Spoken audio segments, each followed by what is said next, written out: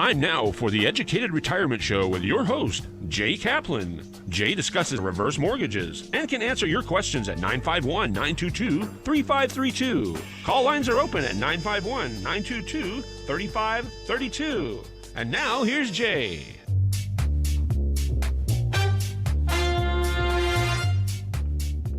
Yeah, here is Jay just dancing along with the music. And yes, all lines are open. I think there's one line and it's open.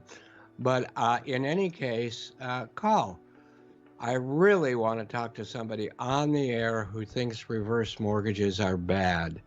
And I really don't care whether I win the argument or you win the argument, if that's you. I just want more information out there. So welcome to the Educated Retirement Radio here on KMET 1490 AM, where we contemplate retirement and how to best prepare for retirement and how to best stay successfully retired. So remember, you absolutely must meet retirement needs. I mean, what's the choice? There are no real good choices to think about. You must absolutely meet retirement needs. Top off your tank so you can make it all the way. You don't want to take off in an airliner from LA to New York and not have enough fuel. You want all the fuel you can get. So please call me. Remember my website, www.drheckham.com. Again, what does it stand for?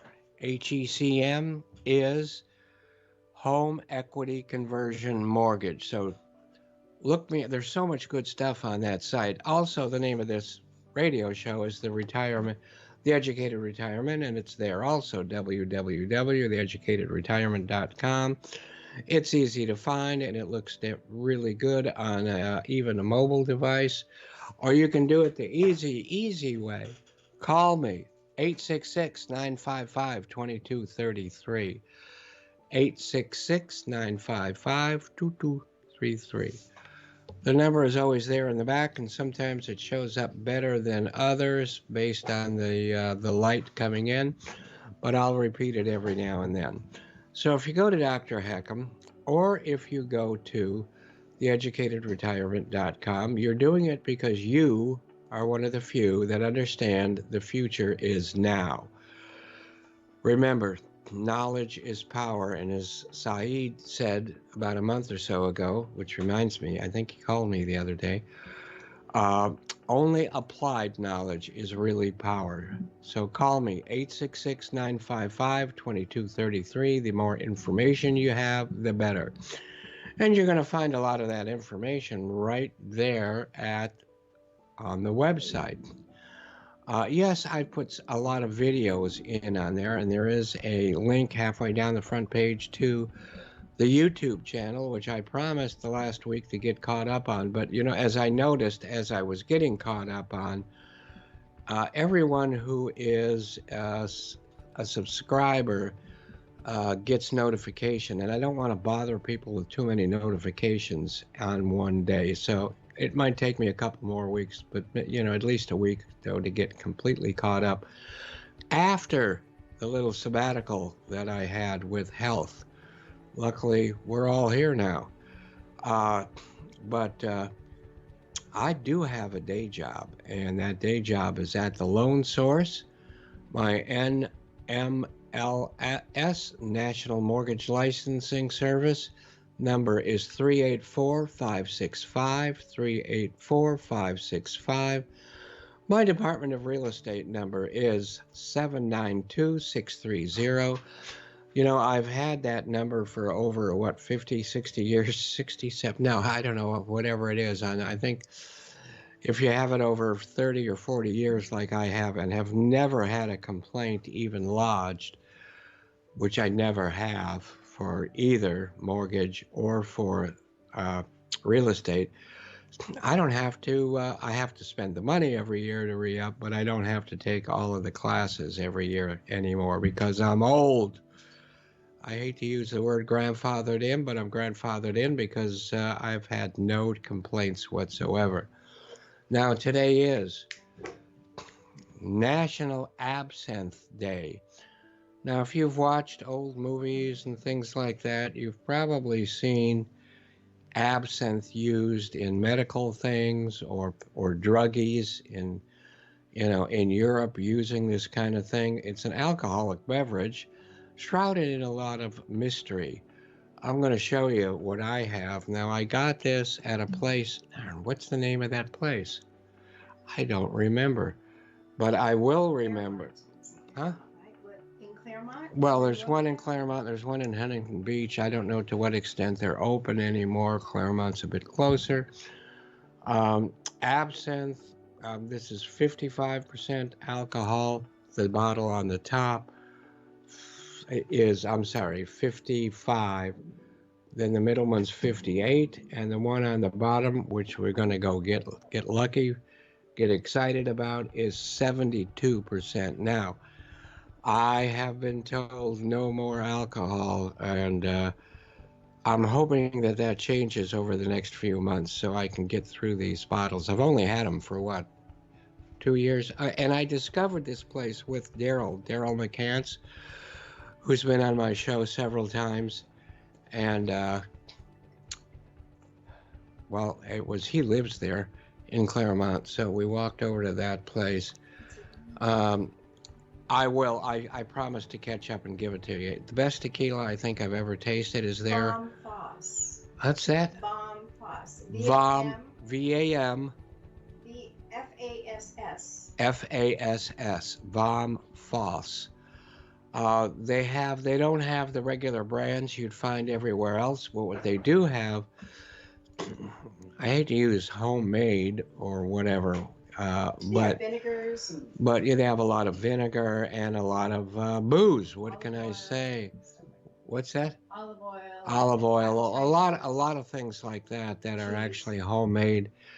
And now speaking of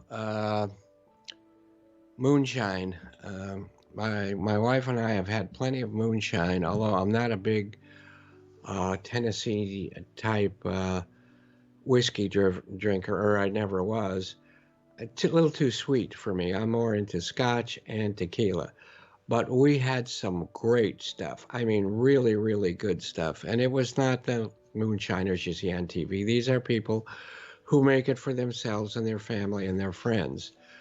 And this one guy, he was a millionaire, and he lived out on the bayou actually means river, but he was on the swamp. He lived out there by himself, a millionaire, on a converted mobile home that was floating around, and he made these things and put them in Royal Crown bottles, and it was great. Anyway, the absinthe is usually taken with water and sugar, where a slotted spoon is placed on top of the glass with a sugar cube, while water is poured over the sugar cube, melting it into the liquid. And if you go to Vom Foss, they will give you free samples of things like that, and they will drip the water over, and you can see the whole. It's kind of like a ceremony, so be it. It was invented in 1792 by a French doctor as a medical elixir. Oh, I like that word, elixir. Instead, it was mostly used by artists and writers in Paris and banned in this country, the good old USA, in 2012. And it was only made legal in 2007, which ain't too long ago. It's also National Film Reel Day. And I'm going to give a shout out to, let me show you some cool reels. But just hand me one. Here's a 35 millimeter reel. Now, I like it especially because of the rust on it. I think it's really cool. Here's an even rustier one. But these are real live reels from the past. And I don't know, you got one more, but I don't think there's much new on it, except to see one without a lot of rust and crust. Now, I'm going to give a shout out to where we got those, and that's to a store which is still in business, called the Junk Girls in San Luis Obispo. And if you want to find junk, that's the place. Just give them a look up on Facebook or call me, email me, and I won't bug you ever, but I'll give you the contact information and whatever. Uh, in the same shipment, which just got from them, actually just opened the package today. We got this. Now that is cool. That is an antique Chicken feeder. chicken feeder, but we thought it would make a great bird feeder. Now you may have to raise around the sides a little and kind of put so the birds can get their necks in Yeah. there, but not bad. We get a lot of junk from them. Do you want to show them anything else, like I one of haven't had a chance. those lights or whatever?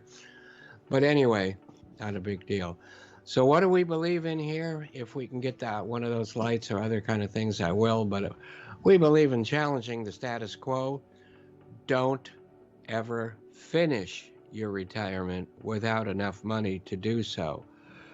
And as Dr. Pfau once said, never decide when you're going to die, because you usually don't on that day.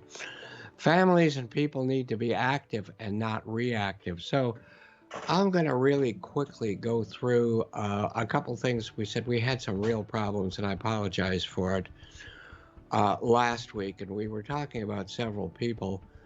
And I'm not sure if we completely got through Jackie Gleason. I think we did, but I think some of this stuff is so cool.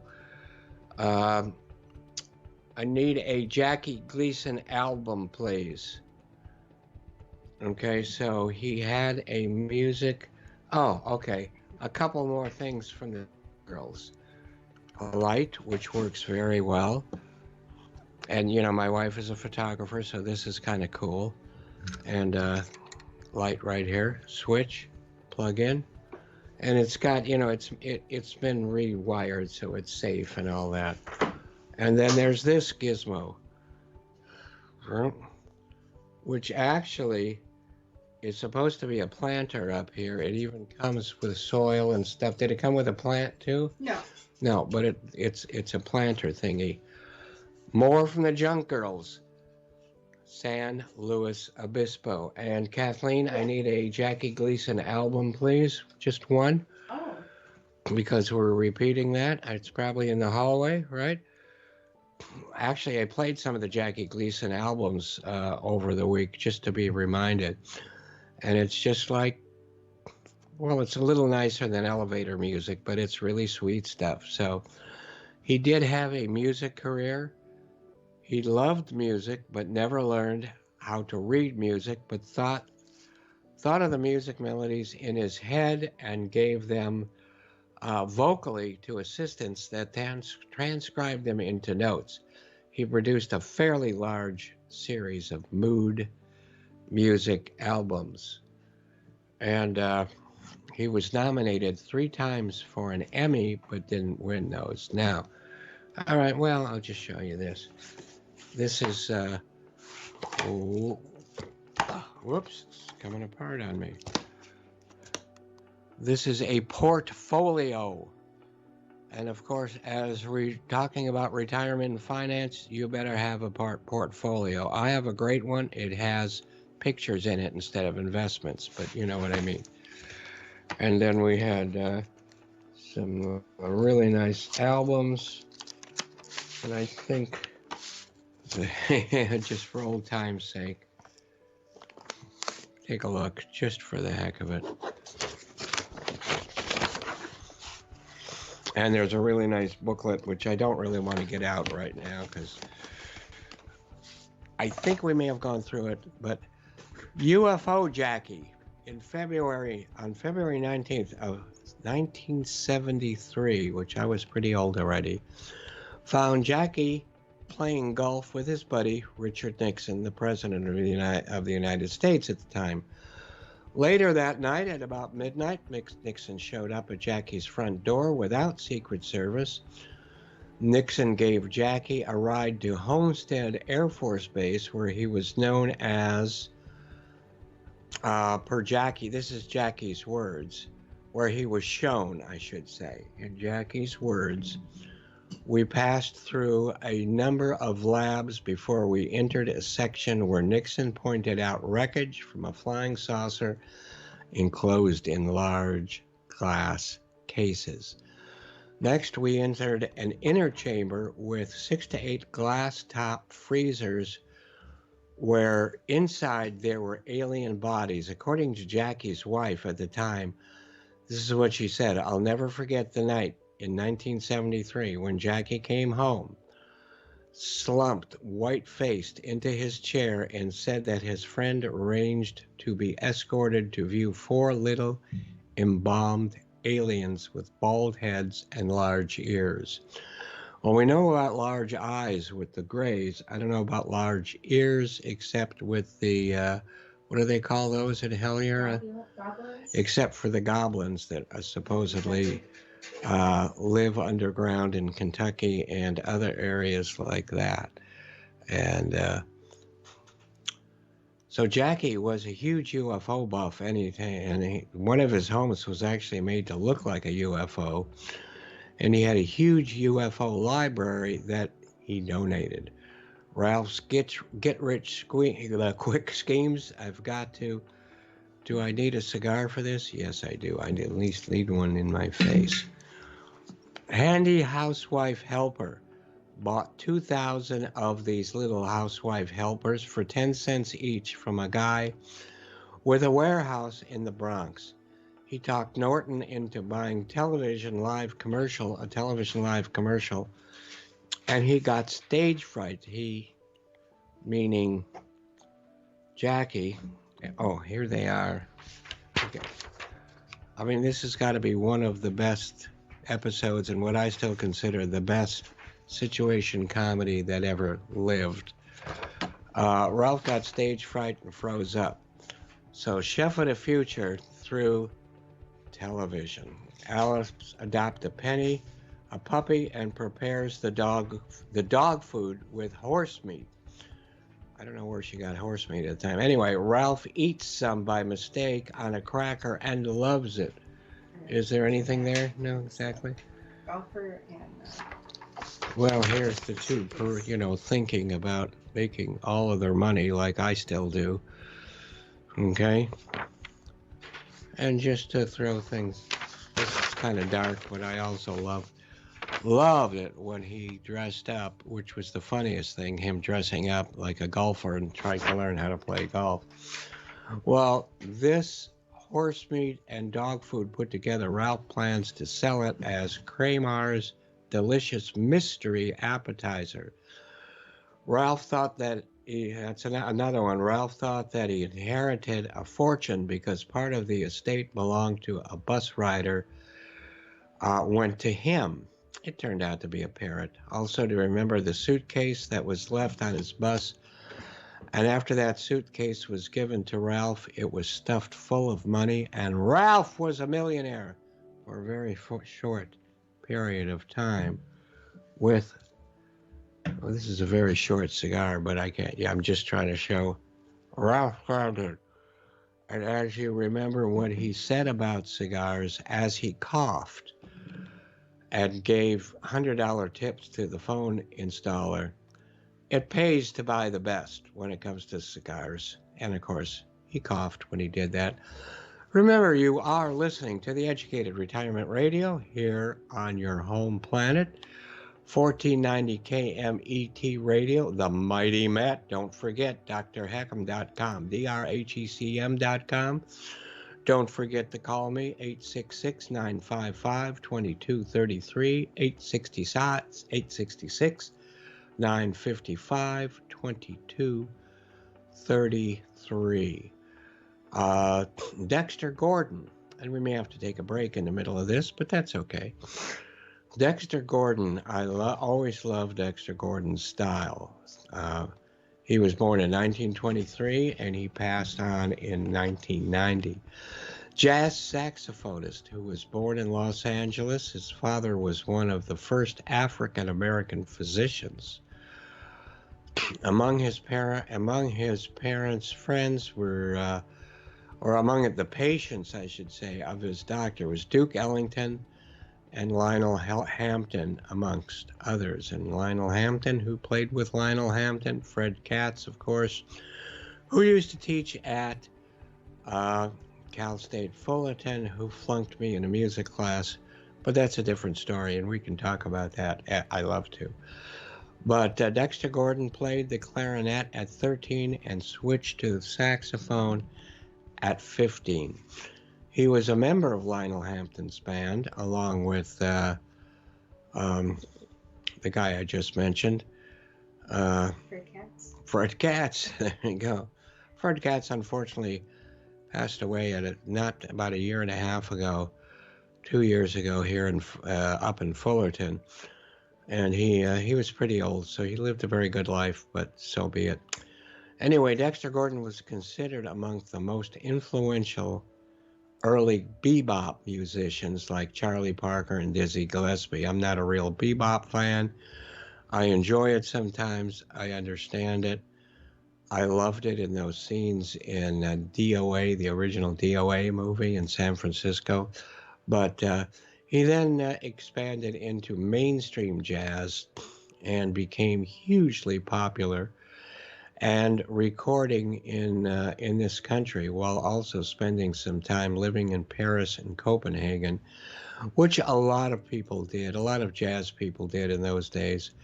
Jazz was very popular here in the United States, but it was also extremely popular in Europe.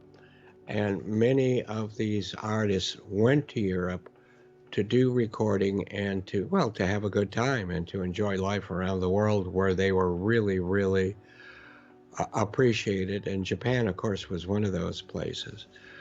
But he was introduced, let me, at this point in time, let me show you a few records. This is one that is an important record. It's not my favorite of his because it's got strings and a lot of soft, whatever. But it became pretty famous and a large seller. And therefore, when he came back to this country, there were some others that were kind of like that. Give me that one right there. Okay, and this was when he first came back, and this is on Columbia. Columbia recorded some amazingly good jazz, especially at their Manhattan down on 25th Street or whatever it is. Just amazing. The Miles Davis and all the other. Anyway, this was more lush type of thing, because that other record really did take off well. Here's another one called Homecoming, showing that, here he came back again. And I'm just going to show these real quick, just so you know what he looks like. And again, he did some great work on Blue Note, and I'm not sure why we don't have a Blue Note record out here, but we don't. But I've got so many Dexter Gordon albums. And this is one of those that he did record in Europe, in Scandinavia, and it's got great sound to it. Great, very, very straightforward, with Kenny Drew and Albert Tutti Heath on drums. So there. And some Scandinavian people. All right, just one more, because it's got a nice picture on it. Wouldn't we all like to be in that? Except, of course, the Twin Towers in the back. In any case, he was introduced into the Jazz Hall of Fame in 1980, and by that time, I had also done a number one. We're talking about restroom activity here. I had done a number one right next to him in the adjoining urinal at the very famous lighthouse in Hermosa Beach.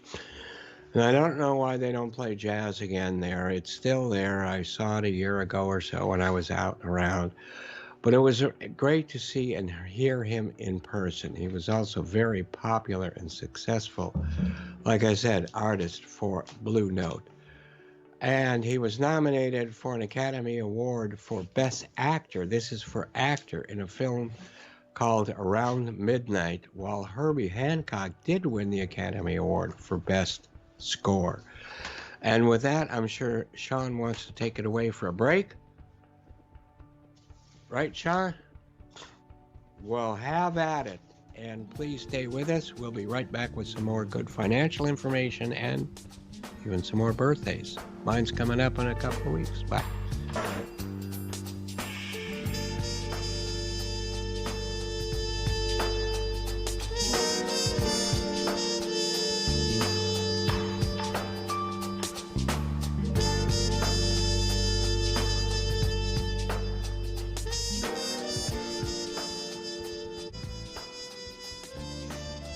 That minor key thing is still the most famous, or the one, I'm not sure famous. It's famous with me because I really love it.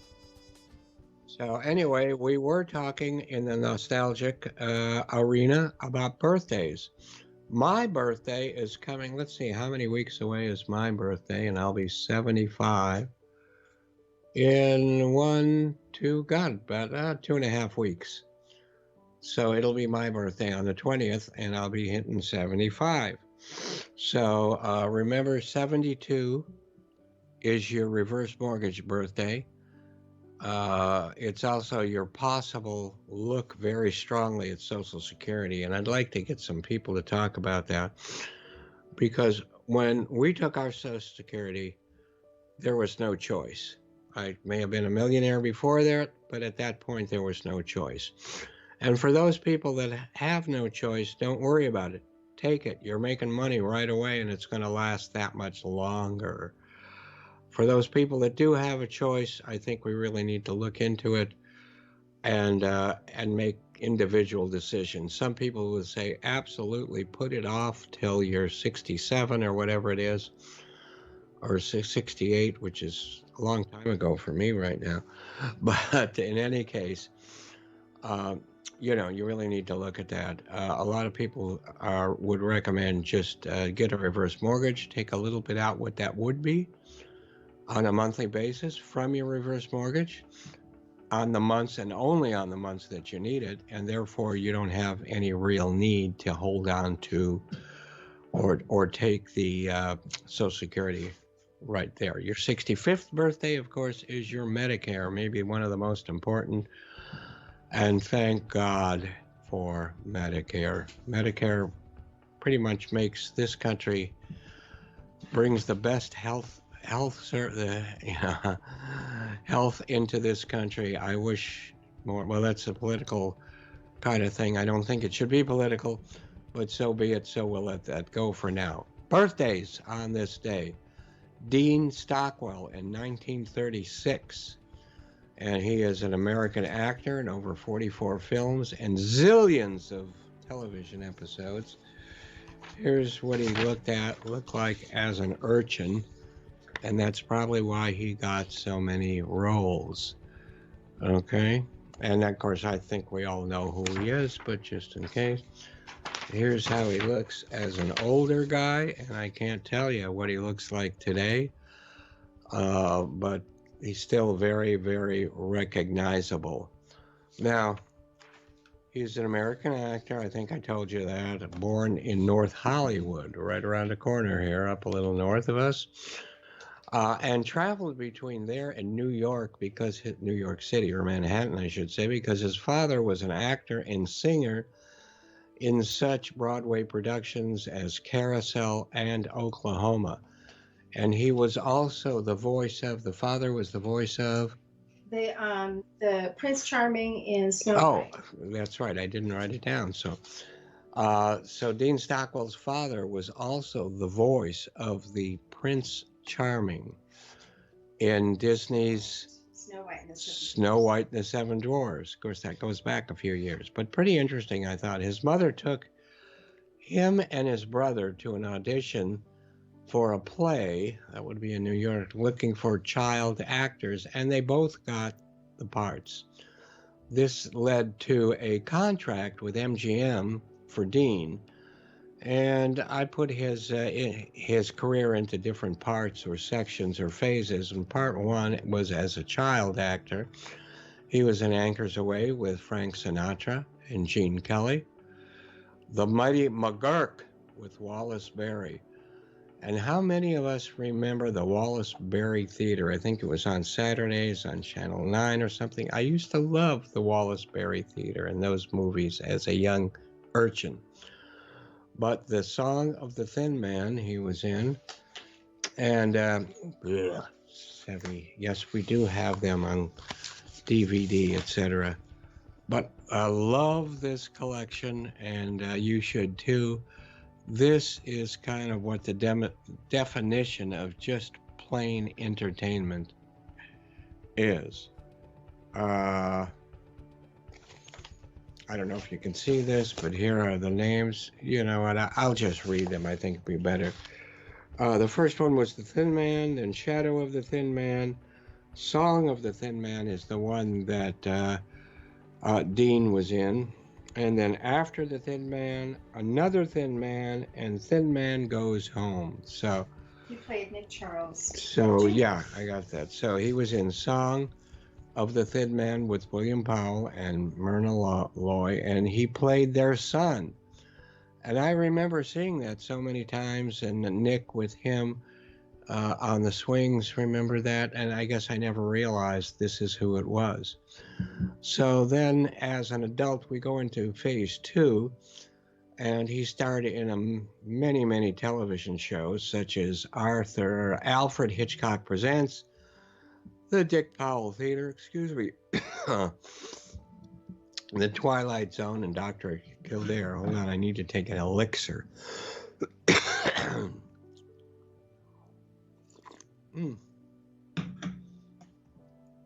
He dropped, here we go into a different phase now. He dropped out of show business for a while as he became a member of the Topanga Canyon hippie scene and was close to artist George Herms. George showed and was a senior advisor with the Orange County something of contemporary art. Huh? Orange County Center for Contemporary Center. That's what I'm missing. Orange County Center for Contemporary Art, and I modified that and called it Okra because I am a pretty good cook, and I really do make great gumbo, which is a good idea for this weekend. Let's think about that. Anyway, during that time, my wife was the big cheese of Okra. So there. Now Santa Ana has Oka is there in their arts district, and it's got a really, really nice art district where cars can't drive up and down. Cal State Fullerton has its art center there, and so much else. Frida Cinema. Huh? Frida. Well, that's Frida Cinema is not that is also near there, but the whole downtown has been kind of renovated, and I really used to like the old town Hispanic feel and look to it. It hasn't lost all of that. Some of that is still there, and some of the great restaurants to get lengua and cabeza are still around. So anyway, he was also close to Russ Tamlin and Neil Young, and we know Neil Young was, well, I like Neil Young because he was an analog guy all the way, always wanted people to listen to him singing on records, not digital. And there's a lot of confusion. Maybe there isn't. Maybe it's just in my head. But to me, there's confusion about what is the real canyon of Los Angeles. You know, Joni Mitchell had that album, Ladies of the Canyon. I always thought it was Topanga Canyon, but apparently it is not. It is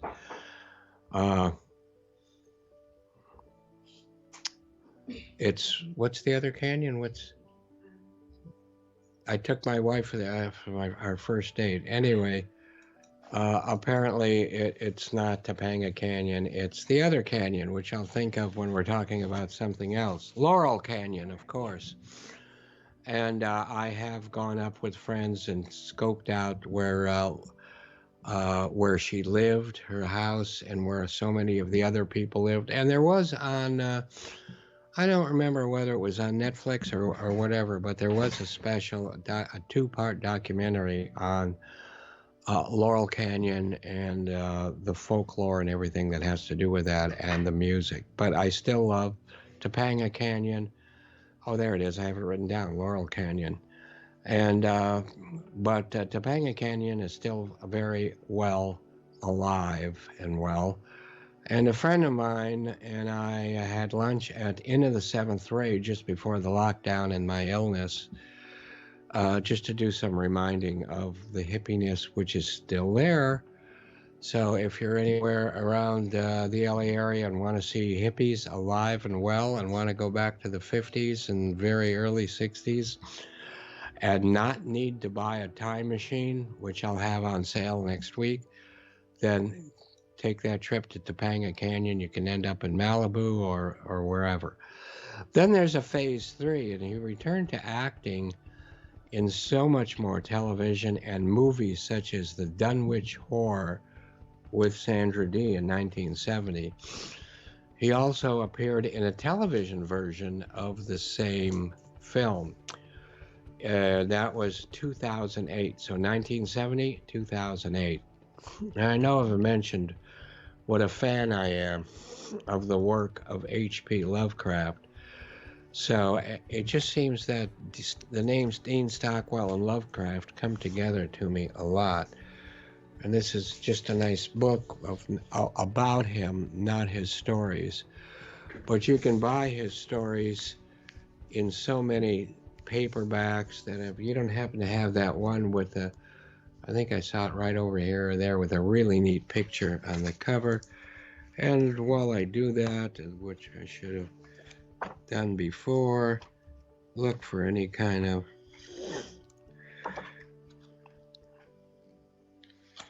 well, here's just a nice cover of Weird magazine. Now, Lovecraft was kind of a weird guy. I don't think I would have liked him in real life as a person. I wouldn't want to go have a beer with him. He was a big-time anti-Semite, so he probably wouldn't want to have a beer with me. But my God, do I love his work. And I just can't believe how good his work really is. So, but Dean also appeared in David Lynch's Dune and Blue Velvet, and also Wim Wenders' Paris, Texas. So if we don't remember, we do. This was a great film, and I've got it around here, but just couldn't find it in time.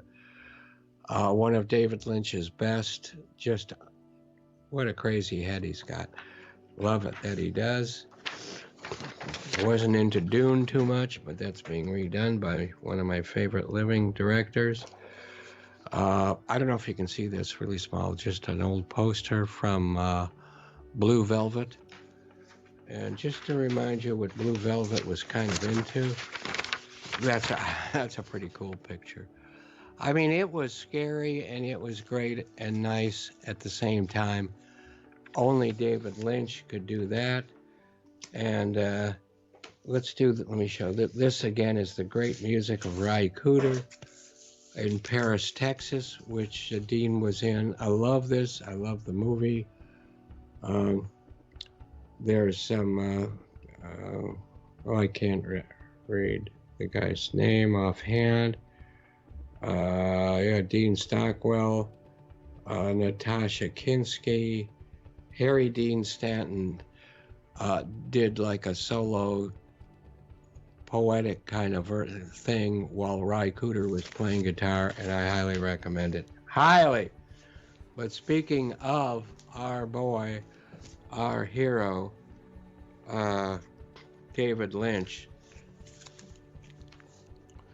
how many of you saw this? Sean, did you see Eraserhead? I don't think so. No. That's a must for any growing up person. Doesn't matter whether you like it or not. This has got a soundtrack of all industrial noises. So, and this is the soundtrack record, which is Japanese. I would imagine we could get it in this country. Not sure, but oh, this isn't. This is the movie itself. Yeah. Oh, okay. Well, I do have the soundtrack also, and I've got it on digital also, so I know that it is available in this country. You want like an hour's worth of industrial noises, and I do sometimes. I love it. So I'm going to highly recommend you see that. Sean, everybody out there, you've probably seen Blue Velvet, but Paris, Texas, and of course, Wim Wenders did some great films, which we're not going to get into right now, but I think we have talked about some of that before. In 2015, he suffered a stroke and retired. So Dean Stockwell is now retired, and he is the winner of numerous awards. So again, I want to remind you, you're listening to KMET. This is the Educated Retirement Radio, which we'll get into a little bit more about it, retirement in this and the next section. And we have a very special guest, actually pre-recorded guest, on the show today, who will be talking about, because we're getting near the end of winter, and if we are getting near the end or not, we want to think that we are.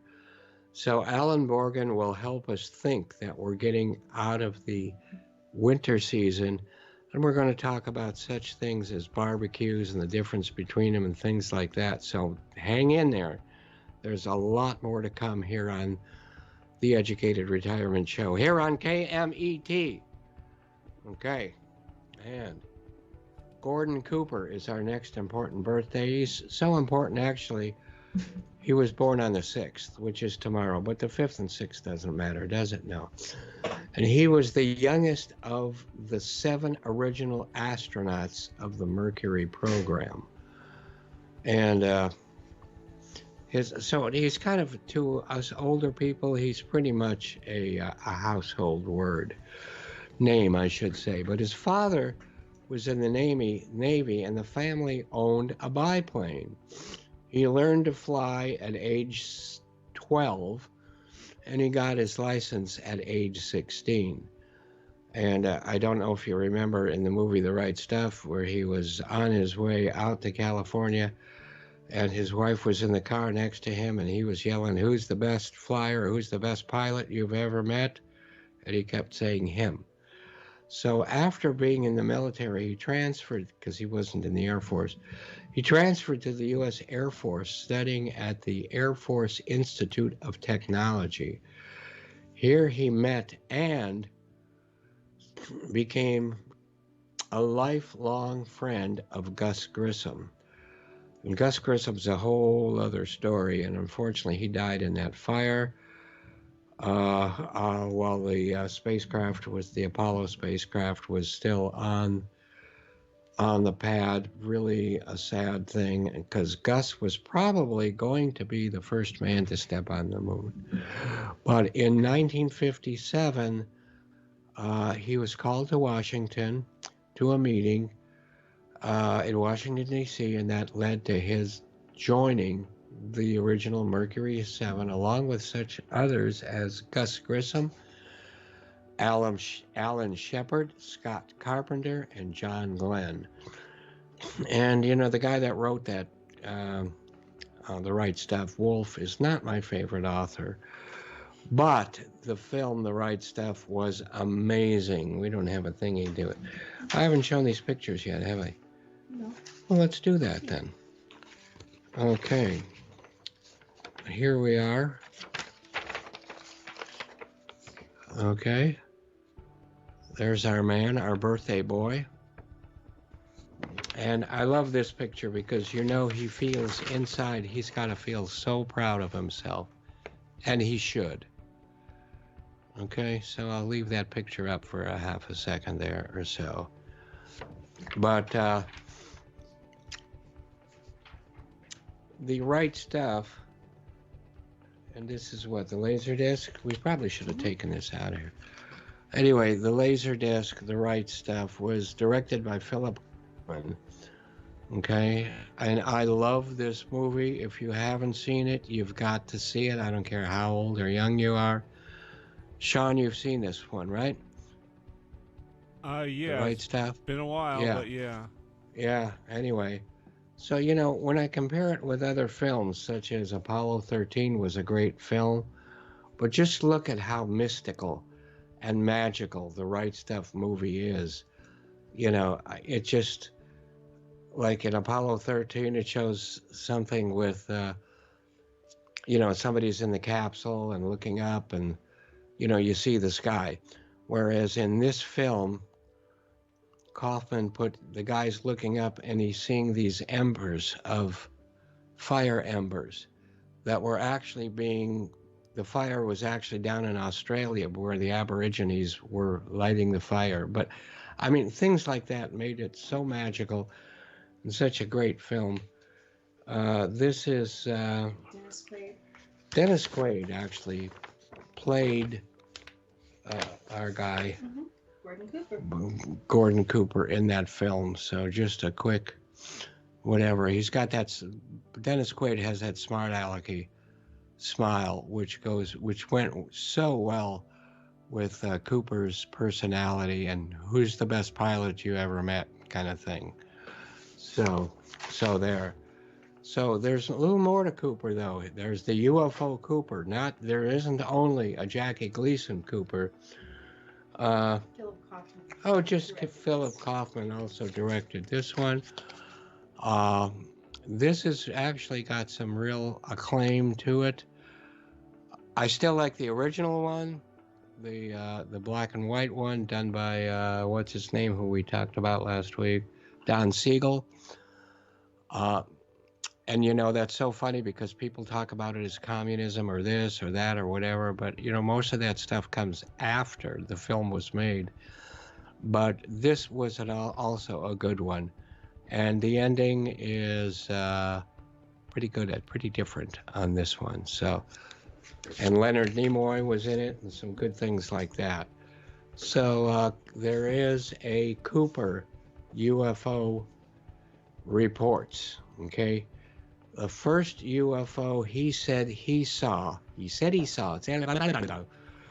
was while flying over West Germany in 1951.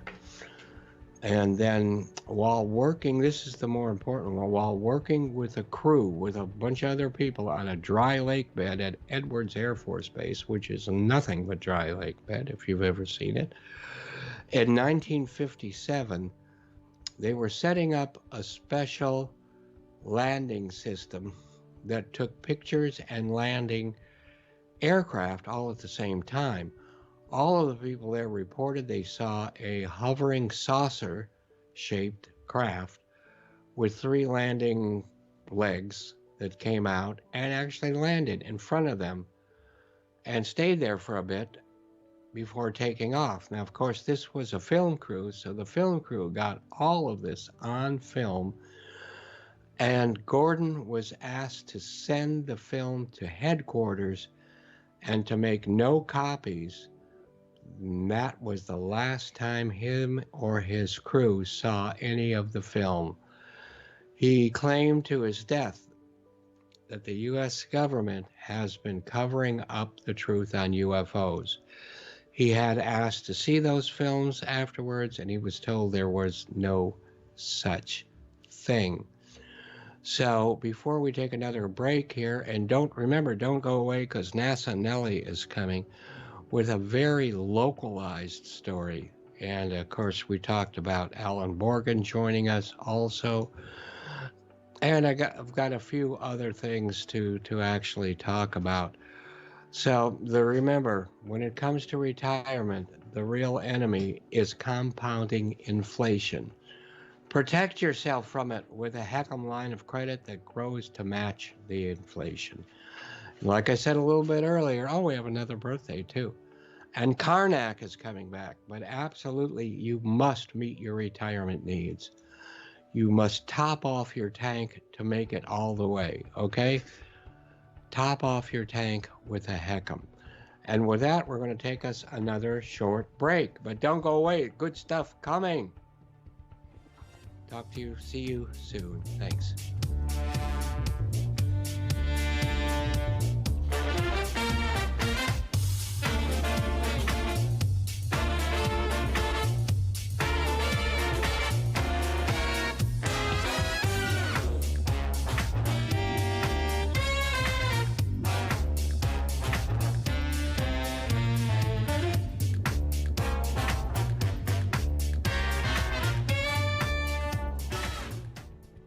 You've been listening to the Educated Retirement Show with Jay Kaplan.